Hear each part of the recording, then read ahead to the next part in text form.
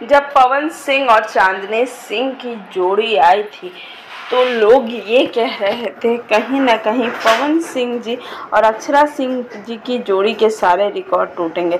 लेकिन बीच में चांदनी सिंह गायब सी हो गई थी, इसीलिए पवन सिंह जी के साथ कोई प्रोजेक्ट नहीं आ रहा था। लेकिन फिर से चांदनी सिंह ने पवन सिंह जी के गाने पे ऐसा बवाल मचा दिया है कि फिर फैंस की डिमांड बढ़ गई है। वीडियो को अंत तक देखें और वीडियो आपको पसंद आए तो लाइक शेयर कमेंट करना बिल्कुल ना भूलें और हमारे चैनल को भी सब्सक्राइब कर दें भोजपुरी की ऐसे ही तमाम न्यूज़ को पाने के लिए। चलिए खबर पे बात करते हैं। आप सभी को बता दूं कि चांदनी सिंह ने मेहरी के सुख जो पवन सिंह जी का गाना है जो इस समय इंस्टाग्राम पे ट्रेंड कर रहा है, उस पर वीडियो बनाया है, रील बनाया है और वो सोशल मीडिया पे काफ़ी ज़्यादा वायरल हो गया है, लाखों लाइक मिले हैं। तो कहीं ना कहीं फैंस अब ये डिमांड कर रहे थे कि फिर से पवन सिंह और चांदनी सिंह एक साथ आए। आपको क्या लगता है हमें कमेंट करके बताएं।